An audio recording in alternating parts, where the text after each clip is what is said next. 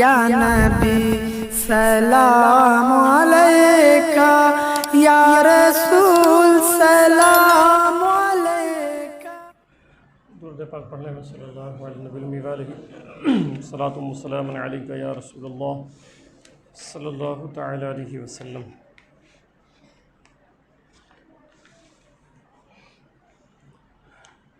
پہلے جو سوالات میرے پاس آئے ہیں اس کا جواب لے لیتے ہیں۔ پہلا سوال یہ ہے کہ امام مقتدی دونوں تھے اور مقتدی جو ہے وہ اتحیات ابھی مکمل نہیں کر پایا تھا اور امام کھڑا ہو گیا۔ مقتدی امام کے پیچھے نماز پڑھ رہا تھا اور اتحیات مکمل نہیں کر پایا تھا جب تک امام تیسری رکعت کے لیے اللہ اکبر کہہ کے کھڑا ہو گیا۔ تو ایسی صورت میں مقتدی کیا کرے؟ ٹھیک ہے،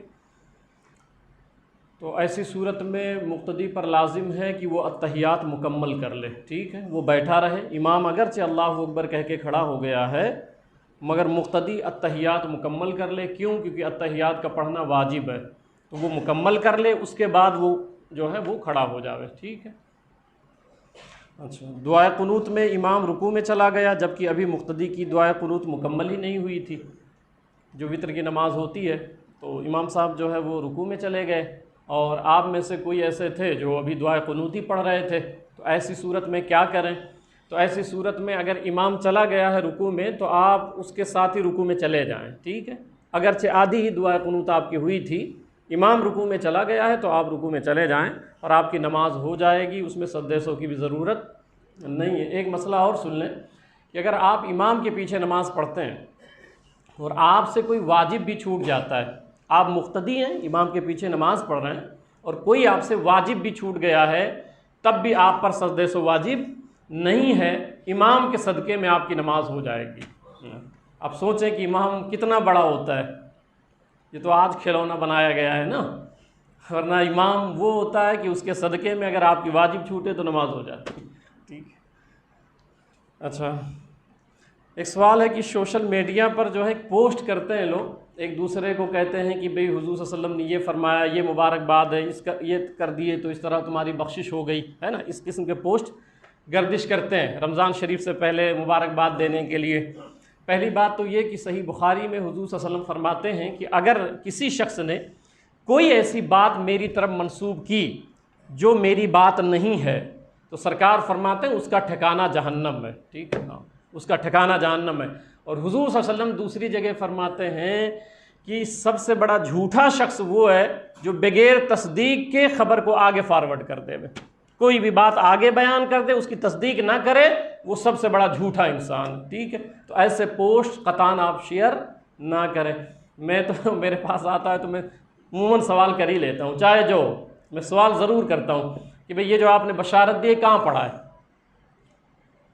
تو اگر آپ کے پاس ایسا پوسٹ آئے نا تو آپ رپلائی کر دیا کریں، رپلائی کریں کہ بھئی یہ جو آپ نے کہا ہے ابھی کہ یہ جو ہے یہ مبارکباد دے دیا تو اتنے لوگ بخش دیے گئے، یا اتنے لوگوں کو فارورڈ کیا تو بخشش ہو گئی، تو آپ سوال کر لیا کریں۔ تو اس سے کیا ہوگا، جو پوسٹ کر رہے ہیں نا وہ رک جائیں گے، کیونکہ ان کے پاس کوئی جواب نہیں ہوگا۔ اچھا، وہ شیئر مارکیٹ کے بارے میں بھائی کس نے سوال کیا تھا، ہے وہ؟ اچھا، سوال یہ ہے کہ آپ سے کسی نے پوچھا تھا تو شیئر بازار کا کاروبار کرنا کیسا ہے؟ ٹھیک ہے، شیئر بازار، شیئر مارکیٹ، اس کا کاروبار کرنا کیسا ہے؟ تو شیئر بازار کا کاروبار کرنا جائز نہیں۔ ٹھیک ہے، اس میں اپنے روپے کا حصہ دوسرے کے ہاتھ میں بیچا اور خریدا جاتا ہے شیئر مارکیٹ میں، اور یہ دونوں باتیں حرام ہیں۔ ٹھیک ہے، یہ دونوں باتیں حرام ہیں۔ حوالہ لے لیں فتاوی رضویہ شریف جلد نمبر 8 صفحہ نمبر 371 کتاب الشرکتی۔ ٹھیک ہے، یہ فتاوی رضویہ شریف کا حوالہ ہے، شیئر بازار کا کاروبار جائز نہیں۔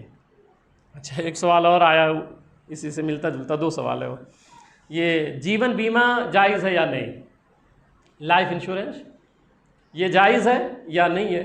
تو ہندوستان میں جو جیون بیمہ ہے، لائف انشورنس، یہ جائز ہے۔ ٹھیک، جیون بیمہ کرانا یہ جائز ہے۔ ٹھیک ہے، اچھا، دوسرا سوال پھر اسی میں ایک صاحب نے یہ پوچھا کہ جیون بیمہ کی رقم دینی کاموں میں استعمال کر سکتے ہیں؟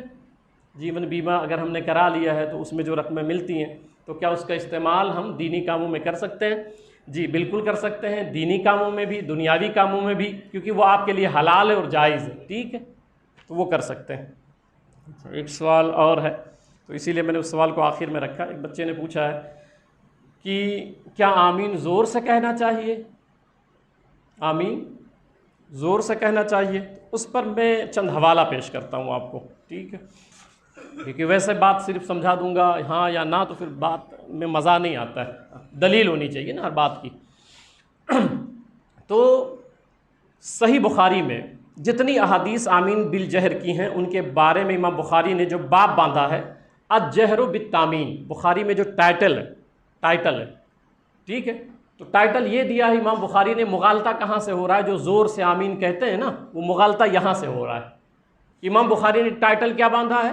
زور سے آمین کہنے کے بارے میں، اس کا معنی ہوتا ہے، ٹائٹل ہے الجہر بالتامین، زور سے آمین کہنے کے بارے میں، ٹھیک ہے، یہ ٹائٹل ہے، حدیث نہیں ہے، ٹائٹل ہے، ٹھیک ہے۔ اچھا، اب یہ ٹائٹل تو ہے مگر بڑی ذمہ داری کے ساتھ اور بڑے وثوق کے ساتھ۔ اب آپ میرا مزاج تو جانتے ہیں، 13 سال سے مجھے سنتے ہیں کہ جب میں کوئی ایسی بات کرتا ہوں نا تو پھر بڑی تحقیق کے بعد یہ بات کرتا ہوں، بڑی تحقیق کے بعد کرتا ہوں۔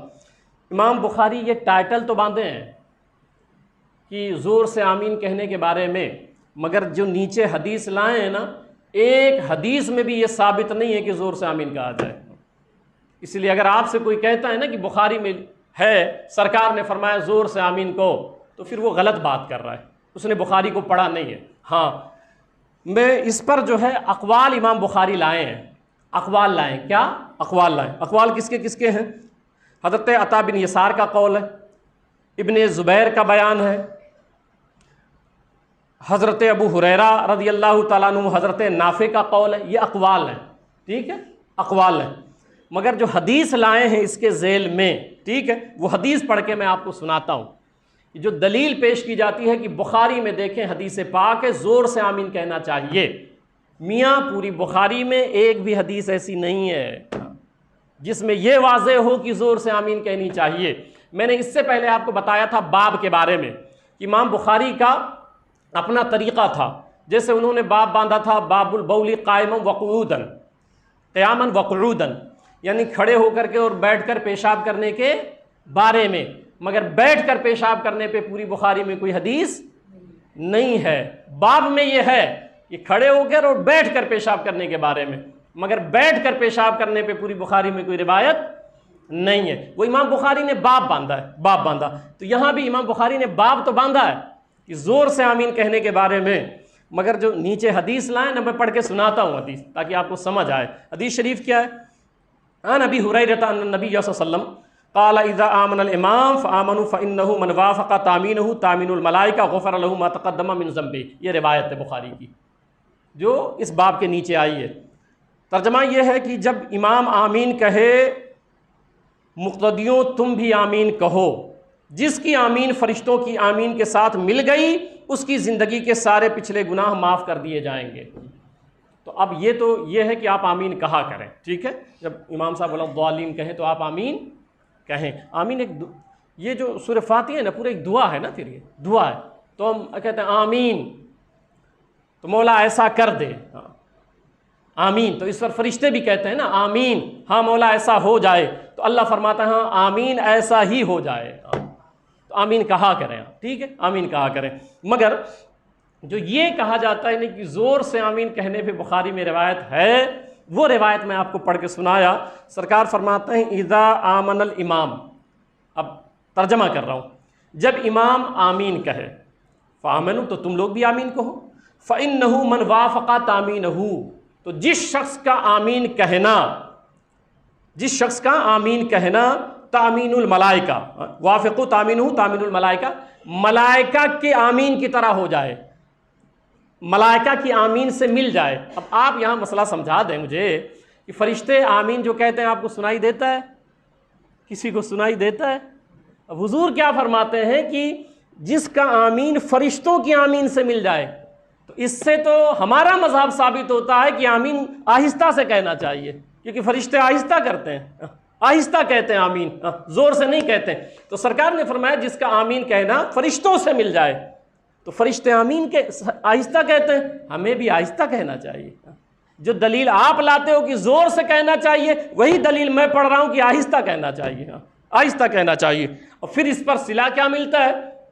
جس کا آمین کہنا فرشتوں سے مل گیا تو اللہ تعالیٰ اس کے پچھلے گناہ معاف فرما دیتا ہے۔ تو یہ صلہ ہے، ٹھیک ہے، یہ صلہ ہے۔ اب ایک روایت اور سن لیں،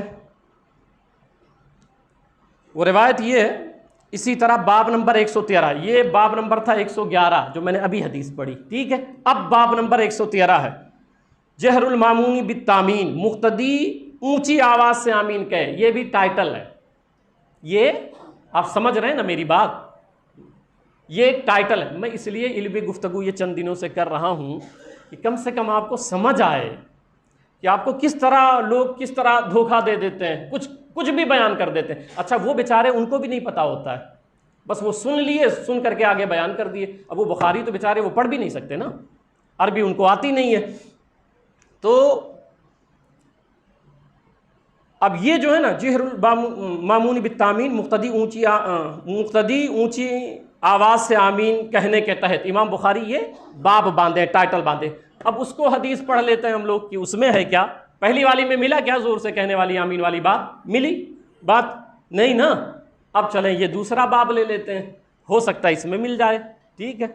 تو اب حدیث کیا ہے؟ عن ابی ہریرہ ان رسول صلی اللہ علیہ وسلم قال اذا قال الامام غیر المغضوب علیہم ولا الضالین۔ ٹائٹل کیا امام بخاری باندھے ہیں؟ باب نمبر 113 ہے، جہر المامون بالتامین، یعنی مقتدیوں کا زور سے آمین کہنے کے بارے میں یہ ٹائٹل ہے، اس کے نیچے یہ حدیث ہے، ٹھیک ہے۔ اب حدیث پڑھتا ہوں، اس میں شاید مل جاوے، دیکھتے ہیں۔ تو حضرت ابو ہریرہ کہتا ہے کہ حضور صلی اللہ علیہ وسلم نے فرمایا کہ جب امام غیر المغضوب علیہم ولا الضالین کہے فقولوا آمین، سرکار نے کیا فرمایا؟ تم لوگ کیا کہو؟ آمین۔ فإنه من وافق قوله قول الملائکہ غفر له ما تقدم من ذنبہ، کیونکہ جس کا آمین کہنا ملائکہ کے آمین سے مل گیا تو اللہ اس کے پچھلے گناہ معاف فرما دیتا ہے۔ اب اس میں بھی زور والی کوئی بات آئی؟ بس اتنی سی بات ہے کہ امام غیر المغضوب علیہم ولا الضالین کہے فقولوا آمین تو تم لوگ بھی آمین کہو۔ اب اس میں ہے کہیں کہ زور سے کہو؟ نہیں ہے نا۔ اب چلیں، یہ ہو گیا، پوری بخاری ختم ہو گئی، اس پہ اب ختم ہے، اس کے آگے کوئی روایت نہیں ہے۔ تو اب آج سے یہ دعویٰ نہیں کرنا کہ بخاری شریف میں روایت موجود ہے، ٹھیک ہے۔ ابھی بات ختم ہو گئی، اب چلتے ہیں۔ ہم لوگ آہستہ آمین کے قائل ہیں، ہے نا، آہستہ ہے، فقہ حنفی آہستہ آمین کے قائل ہیں۔ تو کیا یہ حدیث سے ثابت ہے؟ جو آپ نے دعویٰ کیا تھا زور سے آمین کہنے والا، وہ بخاری میں نہیں ہے۔ اب چلیں دوسری کتاب ڈھونڈتے ہیں۔ تو دوسری کتاب میں اللہ کے رسول صلی اللہ علیہ وسلم نے ارشاد فرمایا، ترمذی شریف کی حدیث ہے، اور اس حدیث کے تعلق سے میں آپ کو بتا دوں کہ امام ترمذی کہتے ہیں ھذا حدیث صحیح، یہ جو حدیث ہے یہ صحیح ہے، ٹھیک ہے، صحیح ہے۔ روایت کیا ہے؟ ان وائل بن حجر قال سمعت ان النبی صلی اللہ علیہ وسلم قرأ غیر المغضوب علیہم ولا الضالین فقال آمین۔ حضرت وائل بن حجر کہتے ہیں کہ میں نے سنا کہ جب حضور صلی اللہ علیہ وسلم نے غیر المغضوب علیہم ولا الضالین کہا تو پھر آمین کہا، اور جب آمین کہا فخفض بها صوتہ تو سرکار نے اپنی آواز پست کر دی بالکل۔